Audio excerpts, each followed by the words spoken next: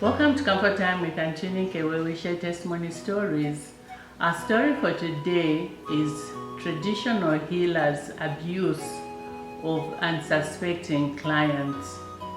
And on this, we've invited Mr. Nelson Banda, as he is interacting a lot with people in the rural areas where traditional healers visited by clients more than maybe they do in town. So, Mr. Banda, welcome to Comfort Time. Thank you very much. And it's a pleasure to be here. Sharing a lot of issues that happen in our communities. Thank and you. I'm happy that this topic has been one of those that we should be talking about, because some of these things are silent. Yes. No, thank you so much. And the reason we invited you is that we saw your media statement on the girls that were abused. I think they were football girl. Yeah, it was a team. A team. Yeah. So we wanted you to, tell us more about that. How did that happen, and how did girls, educated girls, find themselves in such a situation? Well, I think it was a small team. Girls usually in the plan areas, like where we're working. The young people have no facilities.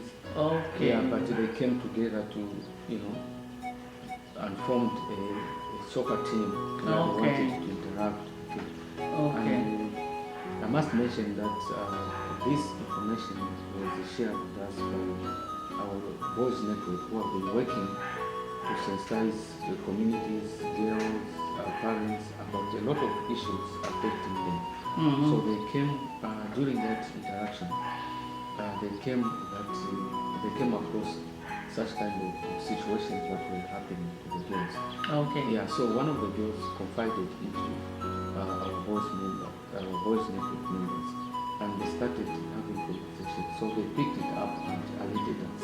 Okay. So what happened basically was that we were about to go and play a tournament against another team. So this traditional leader enticed them to come to his house to spend the night in his house, with the aim that once they spend the night at his house, they'll be able to win the soccer tournament. How naive. And it was so sad, and these girls are only aged between 12 and 14. So they're underage. Yeah, they're underage, and that's what really brought my heart down. So these are young girls, they don't know anything about sexuality and so forth. So innocently they went because they wanted to win the match. Yes. But in the middle of the night, we turned against them. We started abusing them one by one, and that information, one of the girls who had the courage whispered to one of the boys' network members as they were having conversations about critical issues. And that's how we began probing further to say, how can an adult person do this lure to children? Young girls between the age of 12 and 14. So that's when we said, okay, we are going to follow it up, and in trying to follow it up, we are going to issue a statement so that we alert our community and other stakeholders that these things in the communities must not be ignored. Those girls are actually, they go to different schools in that community. So that's how now we brought that up. Yeah. But I hope you have done more than just bring it up. That man needs to be locked up. He needs to be locked up. The challenge now that we have is, how do we secure the safety of the whistleblowers on the ground? And there's also fear amongst the victim to say, if he knows and he had warned them that they shouldn't tell anybody.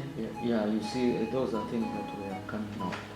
So if he knows that they share with another person, what is it that will happen to them. Remember, it's a traditional healers.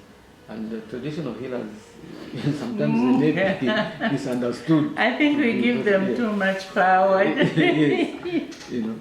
So that is the other thing that is also challenging us is, you cannot cross to the other side because of geography. We're in a rain season. You cannot take a 4x4 to get stuck in the middle of the Okay. road. So maybe we have to wait a bit until when it is dry and pick it up from there, because it's quite challenging. These are rural areas, but these are things that happen with our children, and sometimes they are not reported. It only gathers takes the courageous one to whisper to the other person, say, look, this is what is happening.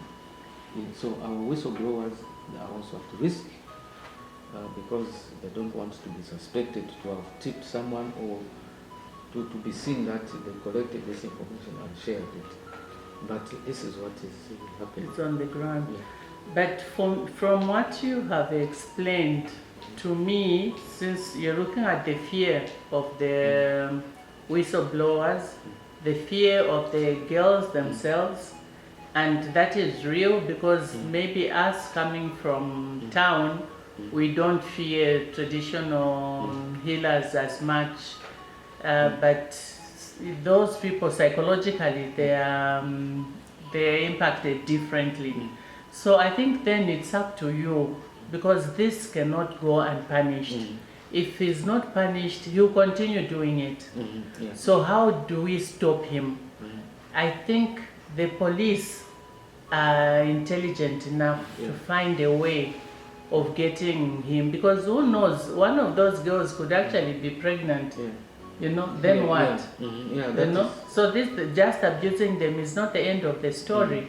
I'm sure more stories are coming. So this man has to know that is known and that he has to pay.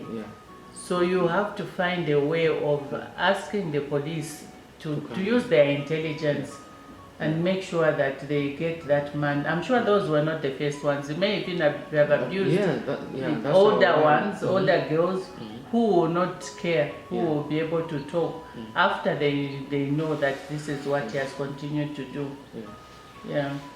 Our fear is that it may have started a long time ago, and by the time this thing was coming out,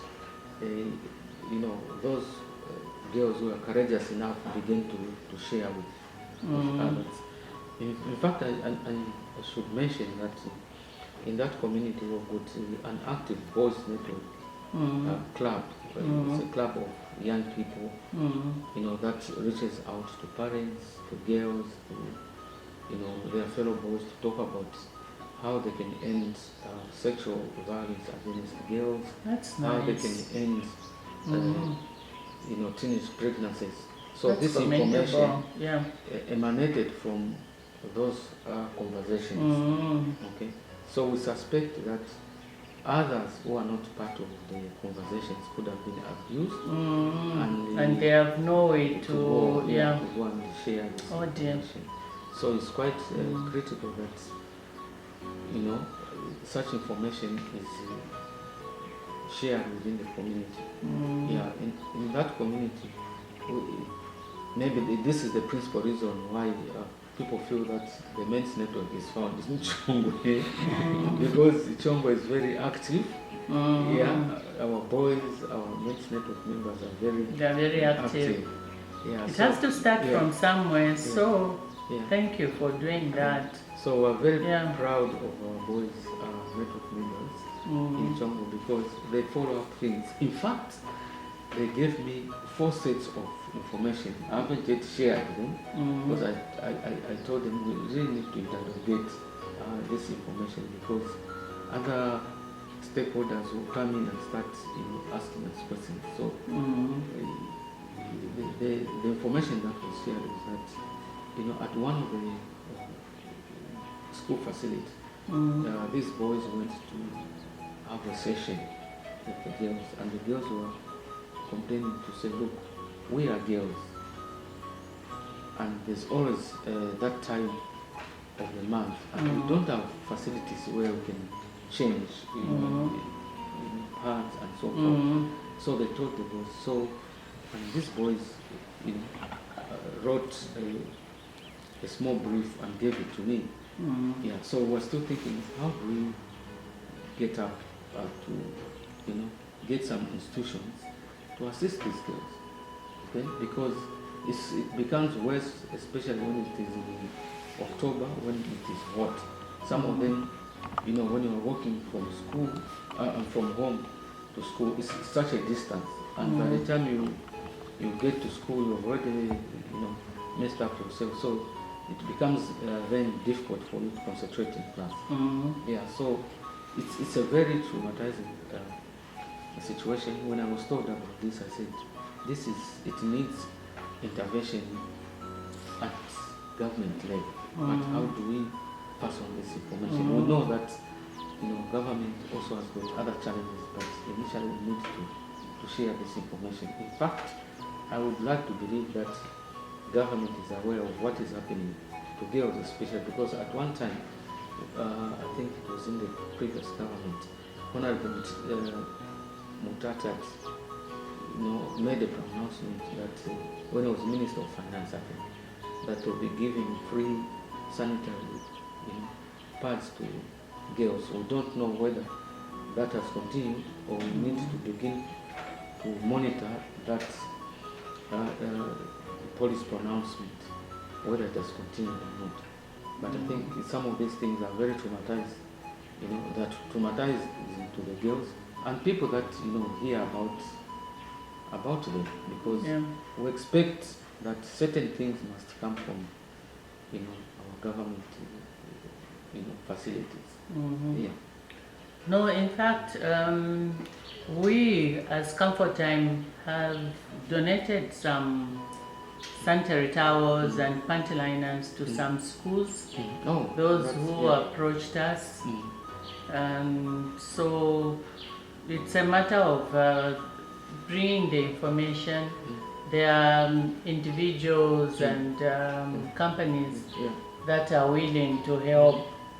So it's good that you have brought it up. We'll talk to other people who can help, but you have to at least come up with the numbers, and so that it's easy when people are contributing to know exactly how much.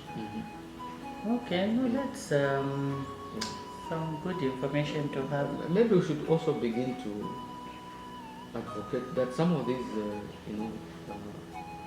development challenges, especially those related to reproductive health, are part of the training curriculum for teachers and pupils, because this is the lifeline of someone.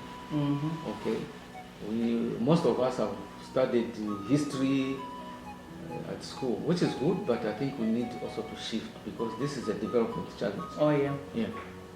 I think why not have this as compulsory subject? Then history should be. Yes. Because really, like someone was saying, why don't we do mining and agriculture from the get-go, from primary school? From primary school. Because this is what can help us to get jobs. Why are you showing us how to dissect a grasshopper and what benefits are we getting from knowing the different parts of the grasshopper? So I agree with you. I think we need to relook at our education, and I think it's the relooking is already on the table, but we need to push for more. For more, Okay, no, I thought that was very sad, because this abuse by traditional healers, that when we read your statement, we were like, okay, we've heard of this somewhere before. It's not the first time, and it's not just from your area. We've heard about it from other areas. So clearly there's something that needs to be done about these traditional healers. Yeah, it happened, I think, last year or the other year. A similar incident happened in that's the district, and we spoke out, and a lot of people, got to know about it, to say this is happening. And I think our thinking is that you know, issues that affect women is now a development challenge. And we really need to get people to talk about them, so that if everyone is aware, if the men, the women, the girls and the boys are aware, they will know what to do at a particular time. And how to protect themselves. Yes. Yeah. We are training our boys to protect The the girls. And this is the intervention which they that brought took. this Yeah. up. Yeah. No, If but they- the girls also need to know how to protect themselves, because you know, I always wonder.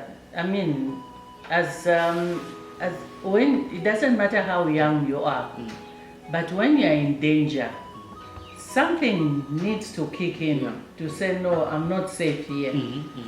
So you either, that's why they say you either freeze. You know, when you freeze, freezing will not help you. So it's flight. You run. Yes. When you see that you are not safe, scream, run, do something that will bring attention to show that you are in danger. But this issue of girls being put aside, abused, and they're quiet, and he calls the other one, the other one goes. For me now, that's bordering on stupidity. I know you're saying they are young, but I don't think so. Girls need to be taught to protect themselves and to look out for themselves. When you see you are in danger, even the same person, the first one who was accused, should have gone to warn the others and to scream so that they run. But that they allowed, okay, I know the other thing could be that because it's a traditional healer, they were scared. They must have told them how you will die, or your parents will die, or something will happen. So now they were just frozen because of that fear. But really, I think it's necessary for girls to be taught to look out for themselves. Because, you know, you can imagine, these are small girls who wanted to have fun. Can you imagine? Having fun, playing for girls and boys. It's part of growing up. Yeah, it's growing up. Yeah. But someone took advantage of them, which is very, very sad. You know? And also, it's important to let the communities know, if you're going to be competing in a game, use your energy. Why do you want to go to a traditional healer to go and use magic? No, they should be taught. People who win, they use their own energy, they train, they run, they are fit. So use that energy. Don't start looking to traditional things, to magic, to win. That is not even a true win. Yeah. Unfortunately, they never even succeeded in that much, but they ended up going through a very abuse. Yes, so they just got traumatized. No, they need, the communities need to discuss this. They need to, that is a conversation that you should actually even have with your boys. To share with everybody that if we're going to win at anything, we must use our own energy, our own intelligence. Traditional medicines, witchcraft, magic does not pay. That way maybe they can get discouraged about such. Okay, So, no. When the rain season is over, I think one of the interventions is to do a lot of sensitization. Sensitization, that needs to be had. We're going to target the parents, the boys and the girls, and also our traditional authorities, so that they are all on the lookout against such kind of.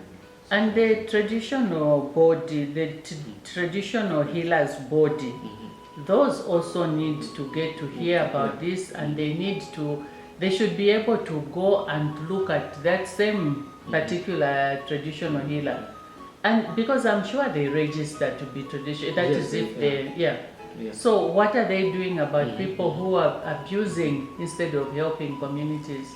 So that too needs to be reported. So that if they are given a license, the license should be withdrawn. Yes.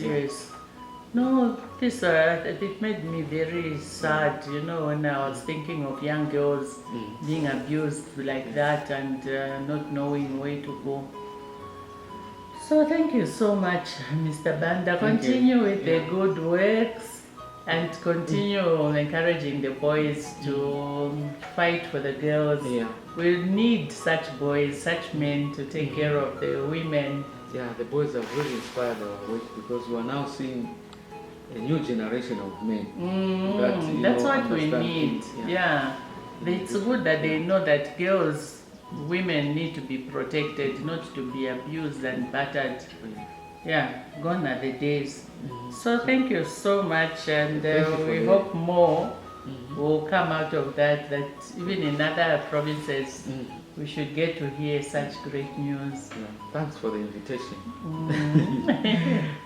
So thank you so much for that. We would like to follow up. We'll be asking you every so often to find out what has happened. Yeah. Thank you so much for coming. Thank you. We'll be here again anytime you need us. Thank you so much. So comfort time continues. Please, you've heard that need for sanitary towels for the girls. If you are able to contribute anything, you can reach out to Comfort Time. Mr. Banda's phone number is always on the screen. You can also reach out to him and support him in that way.